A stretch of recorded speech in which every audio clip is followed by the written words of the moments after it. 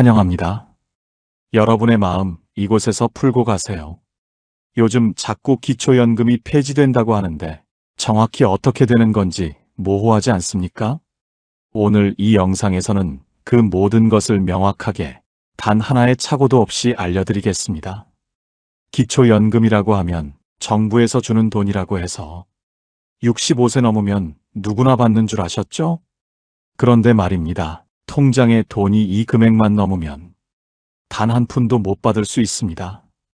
매달 34만 2,510원씩 몇 년만 받아도 수천만 원이 되는 돈인데 그딴 통장 잔고 따위 하나 때문에 철저하게 완벽하게 끊겨버릴 수도 있다는 겁니다. 더 억울한 건요. 그 돈이 자녀가 잠깐 넣어준 돈이든 보험금이든 묵혀두었던 적금이든 무조건 있는 돈으로 계산된다는 사실입니다.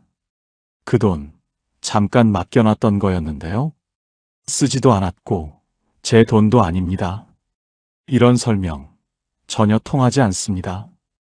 누군가는 기초연금을 받는데 누군가는 같은 나이에도 단 한 푼 못 받습니다. 모르면 손해고 알면 피할 수 있는 제도. 오늘 영상에서는요. 2025년 11월 최신 기준으로 업데이트된 기초연금 정보, 기초연금이 끊기는 정확한 기준, 꼭 피해야 할 9가지 실수, 그리고 연금을 다시 받는 방법까지 모두 정리해드립니다. 꼭 끝까지 함께 해주세요. 지금부터 단 30분, 이 영상이 여러분의 노후를 지켜줄 수 있습니다. 절대 놓치지 마세요. 구독과 좋아요 눌러주세요. 여러분의 마음을 안아주는 좋은 컨텐츠로 보답하겠습니다. 자, 그럼 도대체 왜 어떤 분은 기초연금을 받고 어떤 분은 한 푼도 못 받게 되는 걸까요? 먼저 2025년 최신 기준부터 말씀드리겠습니다. 2025년 기초연금 기준 연금액이 인상되었습니다. 월 최대 34만 2,510원을 받을 수 있게 되었습니다. 작년 33만 4,810원에서 7,700원이 올랐습니다. 그리고 더 중요한 소식이 있습니다. 선정 기준액도 함께 올랐습니다. 2025년 기준으로 단독 가구는 월 소득 인정액 228만 원 이하, 부부 가구는 364만 8천 원 이하여야 기초연금을 받을 수 있습니다. 작년보다 단독 가구 기준 15만 원이나 올랐습니다. 이는 무슨 의미일까요? 작년에 아쉽게 탈락하셨던 분들도 올해는 다시 신청해 볼 기회가 생겼다는 뜻입니다. 하지만 여전히 단 1만 원만 초과해도 바로 탈락될 수 있습니다. 그리고 또 하나 중요한 변화가 있습니다. 근로소득 공제액이 112만 원으로 늘어났습니다. 예를 들어 월급이 300만 원인 분이 계신다면 112만 원을 먼저 공제하고 남은 188만 원의 30%를 추가로 공제해서 최종적으로는 131만 6천 원만 소득으로 계산됩니다. 즉 월급이 높아도 기초연금을 받을 수 있는 가능성이 커졌다는 겁니다. 많은 분들이 이렇게 생각하십니다. 나는 소득이 없으니까 당연히 받을 수 있겠지. 그런데요, 기초연금은 소득만 보는 게 아닙니다. 재산까지 다 따져서 소득으로 환산해서 계산합니다. 예를 들어 볼게요. 내가 소득은 없고 그냥 예금으로 1억 원 정도 통장에 넣어뒀다고 해볼까요? 그럼 정부는 이렇게 계산합니다. 금융재산은 전액이 아니라 2천만 원 기본 공제를 먼저 뺀 뒤 남은 금액만 계산합니다. 예를 들어 예금이 1억 원이라면 2천만 원을 공제하고 남은 8천만 원의 연 4%를 적용해 12개월로 나누어 월 약 26만 6천 원으로 계산됩니다. 이게 바로 소득인 정액이라는 개념입니다. 즉, 실제로 돈을 벌지 않아도 재산이 많으면 넌 여유 있으니까 연금 줄 필요 없다 라는 식으로 계산해버리는 거죠. 실제 사례를 말씀드려 볼게요. 첫 번째 사례. 집도 없고 일도 안 하는데 왜 나만 못 받아요? 하고 억울해 하시는 분이 계셨습니다. 어떤 분은 전세 보증금 1억 2천에 살고 계셨습니다. 소득도 없고 자식 도움 없이 혼자 사는 분이었죠. 그래서 당연히 받을 줄 알았습니다. 그런데 결과는 탈락. 이유는 전세 보증금이 너무 높다라는 거였습니다. 전세 보증금도 재산으로 보지만 그대로 환산하지는 않습니다. 먼저 지역별 기본 재산액, 대도시 1억 3,500만 원, 중소도시 8,500만 원, 농어촌 7,250만 원을 공제하고 남은 금액에 연 4%를 곱해 12개월로 나눠 월 소득으로 계산합니다. 즉, 같은 1억 6천만 원 전세라도 어느 지역에 사느냐에 따라 환산액이 달라질 수 있습니다.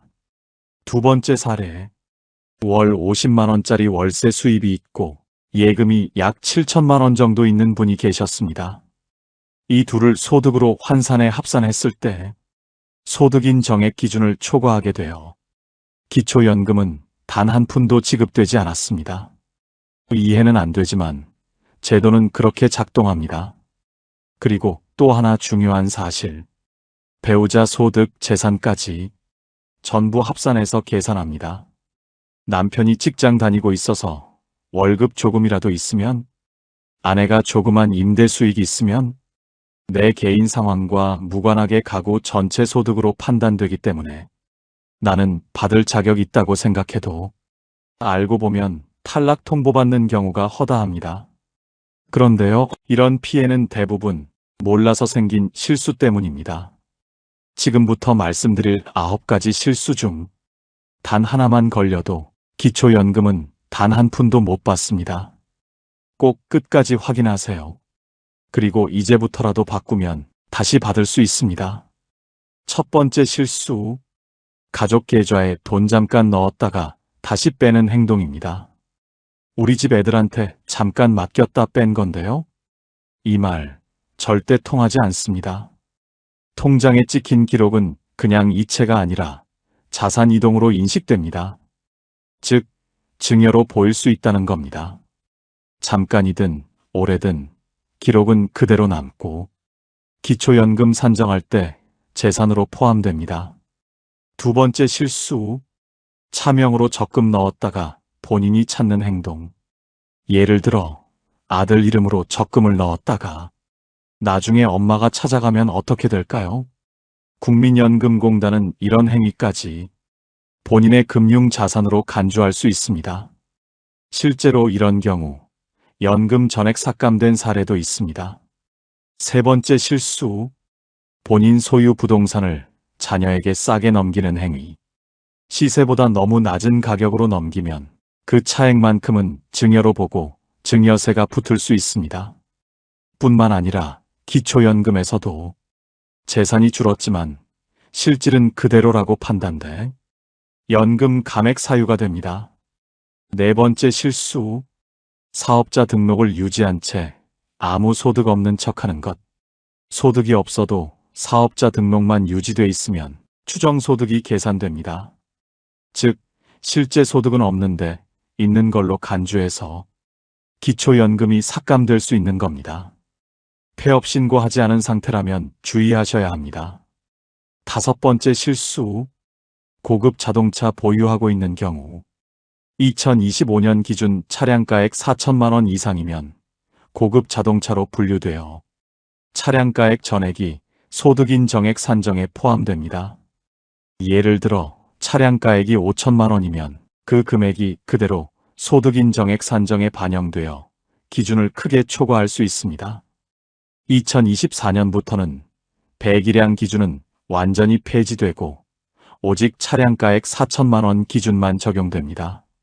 일반 자동차는 금융재산과 마찬가지로 연 4%를 적용해 12개월로 나누어 월 환산하지만 고급 자동차는 차량가액 전액이 그대로 소득인 정액에 포함되기 때문에 차이가 매우 큽니다. 여섯 번째 실수, 보험을 해약하면서 환급금을 수령한 경우입니다. 오래된 보험 하나 정리할 뿐인데 그 환급금이 재산으로 간주돼 연금이 탈락된 사례가 많습니다.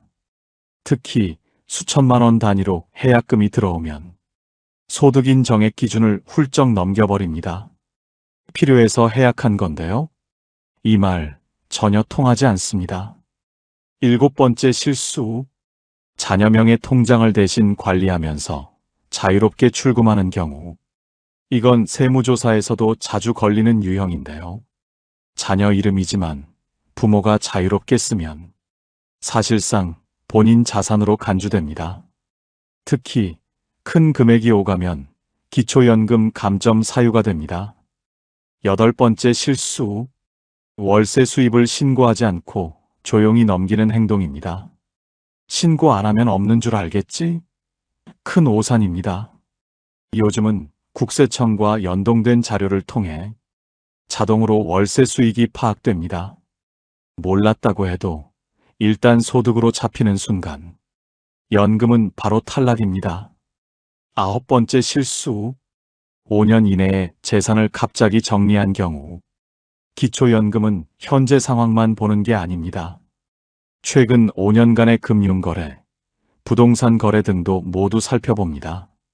예를 들어 몇 달 전에 아파트를 팔고 현금을 들고 있다면 그 돈은 그대로 금융재산으로 포함됩니다. 지금은 돈이 없다고 해도 소용이 없습니다.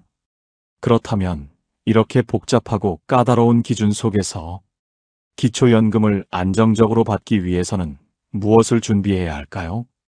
지금부터는 몰라서 손해보지 않으려면 반드시 알아둬야 할 5가지 준비를 하나씩 아주 구체적으로 알려드리겠습니다.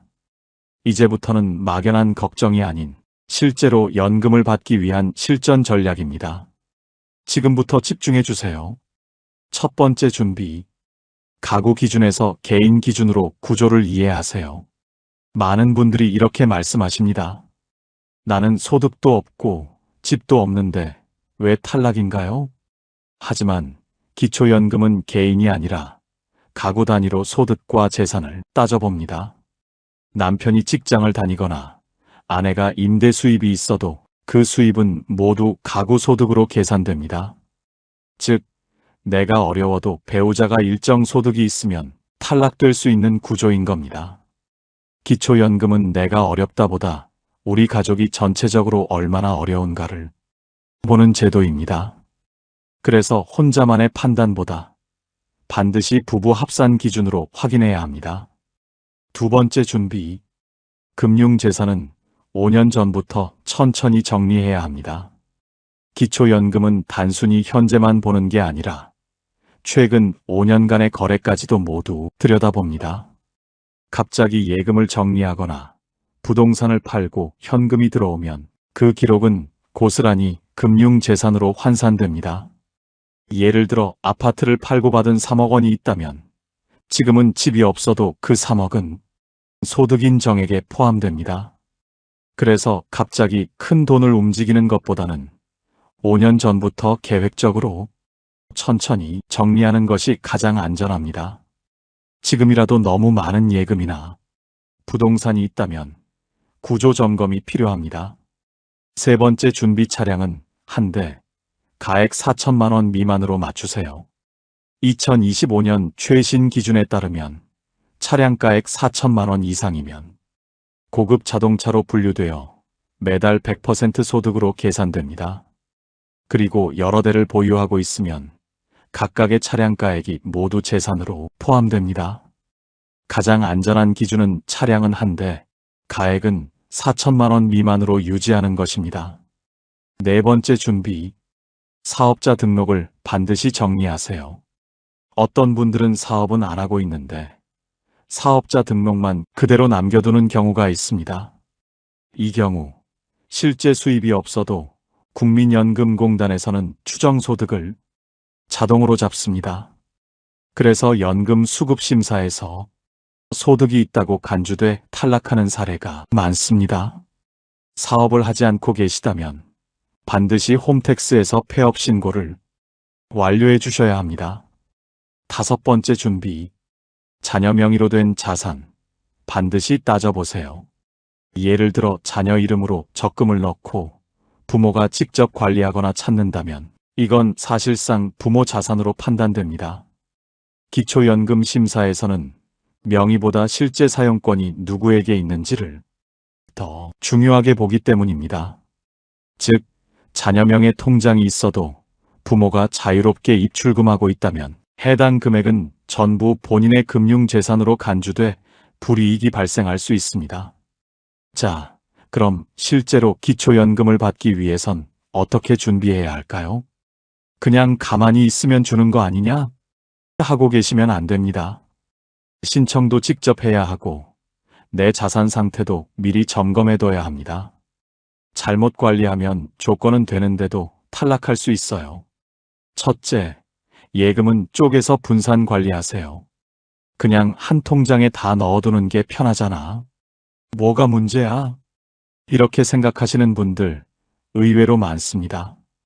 하지만 기초연금에서는 그 편함이 오히려 불리하게 작용합니다.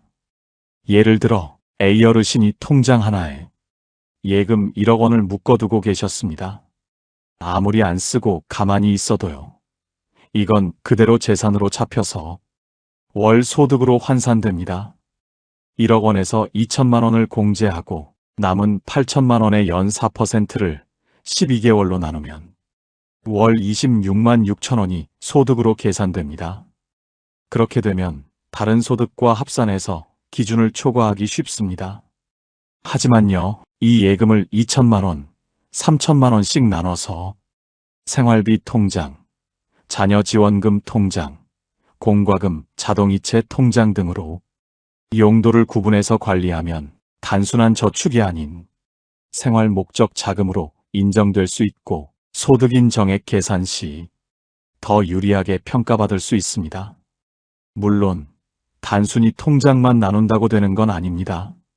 왜 이 통장이 따로 있느냐, 이 돈이 어디서 왔느냐에 대한 입출금 내역과 사용 목적이 분명해야 합니다. 즉, 실제로 생활에 쓰이고 있다는 흔적이 있어야 이건 저축이 아니라 생활비입니다 하고 인정받을 수 있다는 거죠. 둘째, 보험은 해약보다 유지가 유리할 수도 있습니다. 보험 해약하면 당장 돈 들어오잖아. 그 돈으로 생활비 충당하면 되지 않나요? 이렇게 생각하시는 분들 실제로 굉장히 많습니다. 하지만 기초연금 심사 기준에서는 그 생각이 탈락의 지름길이 될 수 있습니다. 예를 들어 B 어르신이 15년 넘게 유지해온 보험을 갑자기 해약해서 환급금 2,500만 원을 받았습니다. 생활비로 쓰려고 했던 거지만 국가에서는 이걸 일시적인 소득으로 간주해서 한 달에 대략 80만 원 넘는 소득이 새로 생긴 걸로 계산할 수 있습니다. 그 순간 소득인 정액이 기준을 훌쩍 넘어서면서 기초연금은 바로 탈락 처리됩니다. 그렇다고 보험을 무조건 계속 유지하라는 건 아닙니다. 보험도 종류에 따라 판단이 다릅니다.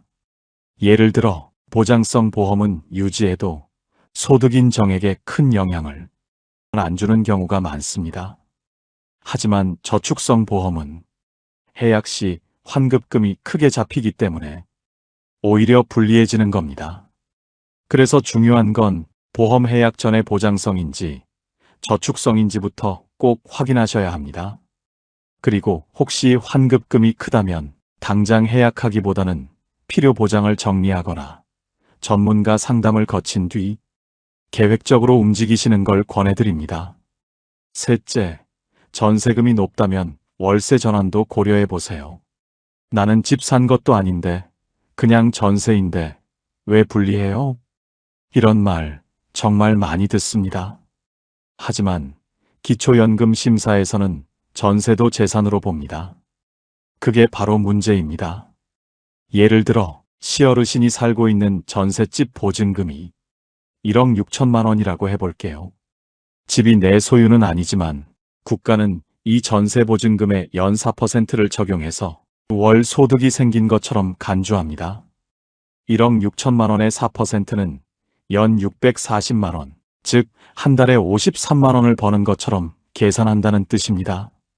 그렇게 되면 소득인 정액이 초과되어 연금 수급이 어려워질 수 있습니다. 그렇다면 방법은 없을까요? 있습니다. 바로 전세를 월세로 일부 전환하는 겁니다. 물론 월세는 매달 나가는 돈이라 걱정이 되시겠지만 기초연금 심사에서는 소득보다 지출이 많은 사람이 형편이 더 어렵다고 판단됩니다. 예를 들어 보증금 1억 6천 중 일부를 빼서 보증금 3천에 월세 40만 원으로 바꾸면 보증금이 줄어들면서 소득 환산액이 낮아지고 실제 월세 지출은 공제 항목으로 들어가서 결과적으로 소득 인정액이 확 내려갑니다. 단 여기서도 주의할 점은 있습니다. 형식만 월세로 바꿨지 실제로는 돈을 안 내는 구조거나 자녀 집에 살면서 계약서만 그렇게 만든 경우 오히려 조사가 들어올 수 있습니다. 그래서 반드시 실제 임대차 계약서를 갖추고 계좌이체로 월세가 나간 기록까지 있어야 제대로 인정받을 수 있습니다. 넷째, 세무사 또는 공인중개사 상담을 활용하세요. 내 재산이 많지도 않은데 굳이 전문가까지 찾아가야 하나요? 이렇게 생각하시는 분들 참 많습니다. 하지만 실제로는 딱 그 애매한 재산 구조 때문에 탈락하는 경우가 굉장히 많습니다. 예를 들어 디어르신의 경우 통장에 예금 4천만 원, 전세 보증금 1억 3천, 자동차 시세가 1천만 원 정도였는데요. 이 세 가지를 합치면 소득 인정액이 살짝 기준을 넘어서 탈락하셨습니다. 그런데 알고 보니 자동차는 거의 폐차 직전이었고 예금의 절반은 장례비로 자녀가 미리 입금해둔 돈이었습니다. 이런 건 적절히 설명만 됐어도 계산에서 빠질 수 있는 항목들이었습니다. 문제는요, 설명할 줄 몰라서 혹은 굳이 이야기하지 않아도 되겠지 하고 넘어가서 그냥 있는 그대로 다 소득으로 간주돼 버린 겁니다. 바로 이런 경우 세무사나 공인중개사의 상담이 큰 도움이 됩니다. 예를 들어 재산 중 일부를 생활비로 전환하거나 차량을 명확히 폐차 처리를 하거나 또는 세대 분리를 통해 소득 인정액을 낮추는 방법 등 전문가의 시선으로 보면 빠져나갈 수 있는 틈이 보입니다. 게다가 요즘은 지자체에서 무료 상담 프로그램을 운영하는 경우도 많기 때문에 큰 비용 없이도 충분히 조언을 받을 수 있습니다. 다섯째, 무엇보다 신청은 꼭 하셔야 합니다. 나는 자격될 것 같아서 그냥 기다리고 있었어요. 이렇게 말하시는 분들 정말 많습니다. 그런데요, 기초연금은 자격이 된다고 자동으로 주는 제도가 아닙니다. 신청하지 않으면 무조건 탈락입니다. 예를 들어볼까요? 이 어르신은 나이도 70세가 넘고 소득도 거의 없었기 때문에 나는 당연히 대상이겠지 하고 생각하셨답니다. 그런데 신청을 하지 않으셔서 3년 동안 단 한 푼도 못 받았습니다. 나중에 주민센터에서 왜 이제 오셨어요? 하고 묻자 알려주는 사람이 없었어요 하며 씁쓸하게 웃으셨다고 합니다. 또 한 가지, 신청을 했다고 해도 서류 한 장, 상담 한 번 때문에 탈락하는 경우도 있습니다. 건강보험료 납부 내역서 빠졌다고, 금융자산 내역에 누락된 통장이 있다고, 매달 34만 원씩 몇 년 동안 날려버리는 일 실제로 많습니다. 그래서 꼭 아래 4가지는 꼼꼼히 챙기셔야 합니다. 1. 노인 맞춤 돌봄 서비스 신청 여부. 기초연금과 연계될 수 있는 지원제도라 미리 체크해야 유리합니다. 2. 기초생활수급자 여부. 중복되거나 혼동되는 항목이 있을 수 있으니 신청 전에 상담이 필요합니다. 3. 건강보험료 납부 금액. 기준 금액을 넘으면 탈락 사유가 되므로 자녀와 함께 점검이 필요합니다. 4. 금융재산 내역. 오래된 통장, 깜빡한 CMA 계좌까지도 잡히기 때문에 꼭 사전에 정리해서 제출해야 합니다. 2025년 신청 대상 1960년생 어르신들. 신청 시기 생일이 속한 달의 한 달 전부터 가능. 신청 장소 기초연금은 주소지 관할 읍면동 주민센터 또는 가까운 국민연금공단 지사에서 신청할 수 있습니다. 특히 국민연금공단 지사는 전국 어디서든 접수 가능하니 거주지와 상관없이 방문하셔도 됩니다. 결론은 단순합니다. 나는 될지 안 될지 모르겠는데요. 이런 분일수록 더더욱 신청하셔야 합니다. 되면 매달 연금 받고 안 되면 안 되는 이유라도 알 수 있거든요. 신청 안 한 게 가장 확실한 탈락 사유입니다. 여러분, 지금까지 기초연금 받는 방법과 주의할 점을 자세히 살펴보셨습니다. 그런데요, 기초연금 하나만으로는 부족하다고 느껴지는 분들 꽤 많으실 겁니다. 이 돈으로는 약값도 빠듯한데 뭐 다른 방법은 없을까요? 이 질문 너무나도 많습니다. 사실 있습니다. 기초연금 외에도 나라에서 마련해둔 노후 생활비를 위한 제도들이 여러 가지 있습니다. 단, 이것도 아는 사람만 챙겨갑니다. 모르면 못 쓰고 신청 안 하면 한 푼도 못 받습니다. 오늘은 특히 도움될 수 있는 4가지를 알려드릴게요. 잘 보시고 해당되시는 게 있다면 꼭 챙기시길 바랍니다. 첫 번째, 주택연금입니다. 내 집은 있는데 당장 생활비가 없어요. 자식들한테 손 벌리기도 미안하고 노후가 너무 팍팍하네요. 이런 말씀 많이들 하시죠? 그럴 때 꼭 살펴보셔야 할 제도가 바로 주택연금입니다. 이건 내가 지금 살고 있는 집을 담보로 맡기고 그 집에서 쫓겨나지 않고도 매달 일정 금액을 연금처럼 받는 제도입니다. 쉽게 말해 집을 팔지 않고 생활비를 만드는 방법인 거죠. 2025년 기준 자격 조건, 부부 중 1명이 만 55세 이상, 주택의 공시가격이 12억 원 이하일 것. 예를 들어 서울에 아파트 한 채가 있는 70대 부부가 있다고 해볼게요. 이 부부가 주택연금에 가입하면 그 집에서 계속 살면서도 매달 100만 원에서 200만 원까지 생활비를 받을 수 있습니다. 그리고 많은 분들이 걱정하시는 게 있어요. 그럼 집은 나라에 뺏기는 거 아니에요? 절대 그렇지 않습니다. 집은 여전히 본인 명의로 남아 있고요. 부부가 모두 사망한 후에도 자녀가 집을 물려받을 수 있습니다. 그때는 지급된 연금액만 상환하거나 집을 팔아서 정리하면 됩니다. 중요한 건 살고 있는 동안 절대 쫓겨나지 않는다는 것. 이건 법으로 보장되어 있으니 걱정하지 않으셔도 됩니다. 게다가 주택연금 수령액은 소득 인정액에서 일부 유리하게 반영되기도 하기 때문에 기초연금이나 기타 복지 수급 자격에도 긍정적인 영향을 줄 수 있습니다. 신청은 주택금융공사 HF 홈페이지나 전화 상담 1688-8114 혹은 가까운 은행 창구에서 가능합니다. 두 번째는 농지연금입니다. 이런 말씀 들어보셨죠? 나는 집도 없고 가진 거라곤 시골 밭 하나뿐이야. 그거 팔아도 돈 안 되고 그냥 그대로 두고만 있어요. 그런데 여러분, 그 밭 하나, 논 한 마지기도 그냥 놔두면 손해입니다. 왜냐하면 기초연금이나 각종 복지 혜택에서는 그 땅도 재산으로 계산되거든요. 실제로 돈은 하나도 안 생기는데 있는 재산으로 분류돼서 탈락 사유가 되는 경우도 많습니다. 그래서 등장한 게 농지연금입니다. 이건 말 그대로 내가 가진 농지를 담보로 매달 연금을 받는 제도입니다. 2025년 기준 신청 조건, 만 60세 이상 고령농업인, 기존 65세에서 하향 조정, 5년 이상 영농 경력이 있을 것, 소유한 농지가 실제로 농사지었던 땅일 것. 자, 그럼 얼마를 받을 수 있느냐?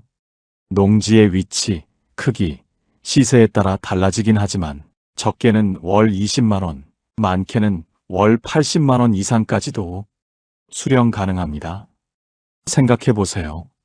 아무도 찾지 않는 논밭, 그냥 가지고만 있는 것보다 매달 생활비가 생긴다면 훨씬 유리하지 않겠습니까? 그리고 중요한 사실 하나.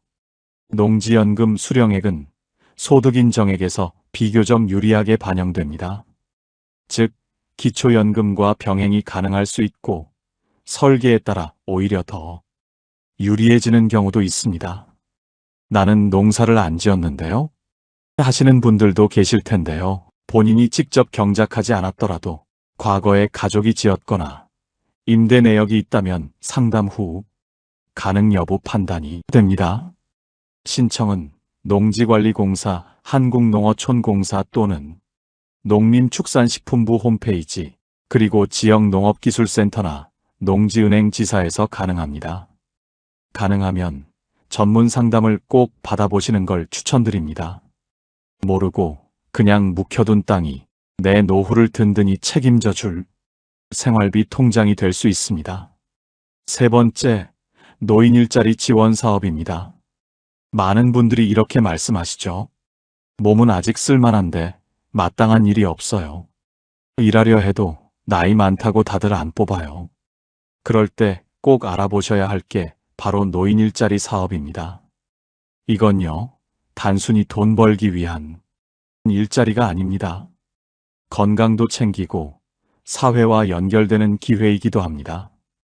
2025년 기준 신청 자격 노인공익 활동사업 65세 이상 어르신 중 기초연금 수급자 노인 역량활용사업 및 공동체 사업단 60세 이상 어르신 일자리는 생각보다 다양합니다.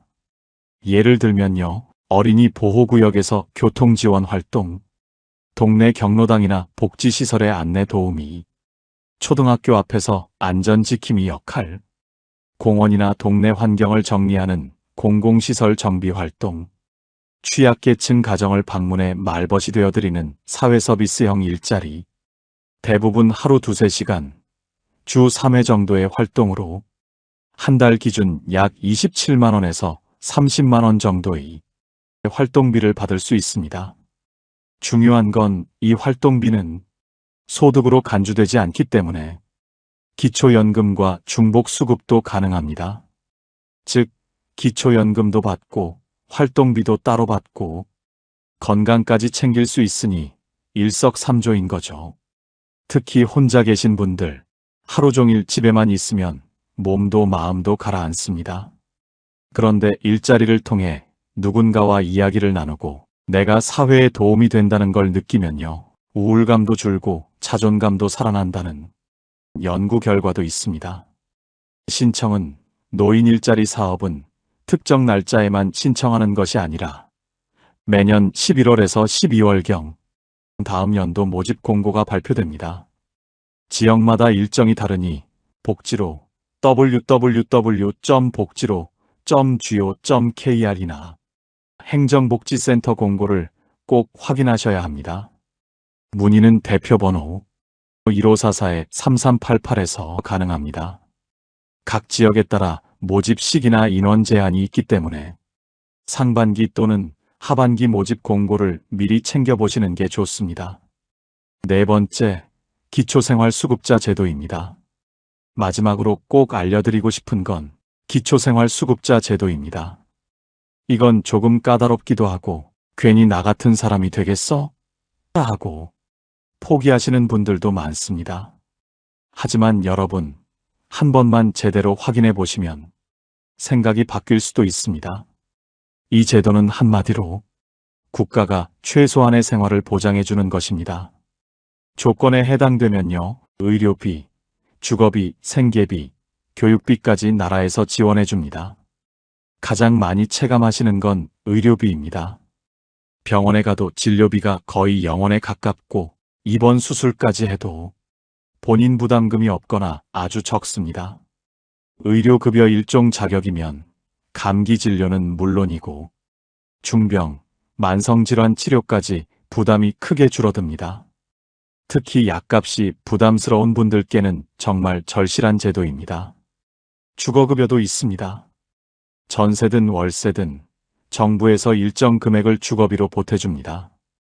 예를 들어 월세 35만원을 내고 계신 분이라면 그중 20만원 가까이 지원받을 수도 있는 거죠. 전국 평균이 10만원에서 25만원 수준입니다.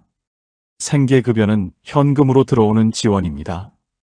가구원 수와 상황에 따라 매달 50만 원 이상 받는 분들도 많습니다. 기초연금과는 별도로 받을 수 있고요. 식비, 기본 생계 유지에 큰 도움이 됩니다.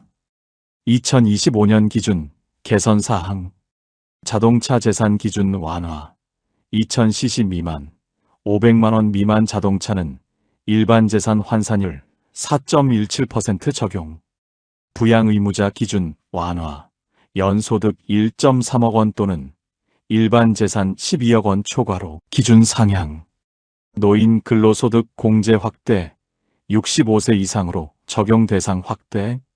자, 그럼 이 정도면 무조건 신청해야 되는 거 아닌가 싶은데요. 현실은 조금 복잡합니다. 기초생활수급자는 소득인 정액과 재산 기준을 모두 만족해야 합니다. 예금이 많거나 집이 큰 경우엔 탈락될 수 있습니다. 하지만 최근에는 기준들이 많이 완화됐습니다. 자녀가 있어도 따로 살고 있고 실제로 생활비를 전혀 주지 않고 있으며 본인이 경제적으로 어려운 상황이라는 걸 서류로 증명하면 수급자로 선정되는 경우도 많습니다. 그래서 무조건 안 될 거야 하고 포기하시면 안 됩니다. 주민센터 복지 담당자에게 방문하시거나 복지로 사이트에서 모의 계산을 해보시면 내가 지금 받을 수 있는지 확인이 가능합니다. 무엇보다 중요한 건 상담만 받아도 불이익은 전혀 없다는 것입니다. 오히려 지금은 몰라도 상황이 바뀌었을 때 우선순위로 등록되어 있을 수도 있죠. 기초생활수급자는 가난한 사람만 받는 제도가 아니라 어려운 시기를 살아가는 분들을 위한 제도입니다. 꼭 혜택이 필요하다면 지금 한번 용기 내서 문을 두드려 보시길 바랍니다. 여러분, 평생을 가족 위해, 자식 위해 아껴오셨죠? 이제는 여러분 자신을 위해서도 한 번쯤 꼼꼼히 따져보셔야 합니다. 나는 아직 괜찮아? 복잡해서 귀찮아? 이렇게 넘기기엔 기초연금은 매달 수십만 원, 앞으로 수천만 원이 될 수도 있는 소중한 권리입니다. 신청 안 했다는 이유 하나로 그 모든 걸 놓치는 일이 없도록 꼭 이번엔 여러분 손으로 확인해 보셨으면 좋겠습니다. 2025년 체크리스트, 선정 기준액 확인, 단독 228만원, 부부 364만 8천원, 근로소득 공제 112만원 적용 확인, 고급 자동차 기준 4천만원 이상 점검, 9가지 실수사항 재검토, 필요시 재산구조 조정, 기초연금 신청, 1960년생은 생일 한 달 전부터 추가 혜택 검토 주택연금, 농지연금, 노인 일자리, 기초생활수급. 여러분이 모르셔서 손해보는 일 더는 없었으면 합니다. 이 영상이 그 시작이 되었기를 바랍니다. 지금부터라도 늦지 않았습니다. 한 걸음씩 차근차근 준비해보세요. 저는 언제나 여러분 편에서 든든하게 함께하겠습니다. 오늘 영상을 보며 여러분은 어떤 생각이 드셨나요? 여러분의 경험과 생각을 댓글로 나눠주세요. 여러분의 이야기가 누군가에게 큰 위로와 깨달음이 될 것입니다. 오늘도 끝까지 시청해주신 여러분께 깊은 감사를 드립니다. 오늘 영상이 도움이 되셨다면 소중한 분들께 공유해주시고 구독과 좋아요로 저를 응원해주세요. 여러분과의 소중한 연결이 저에게 큰 힘이 됩니다. 오늘도 행복한 하루 되세요. 이상으로 마음 풀고 가세요 였습니다.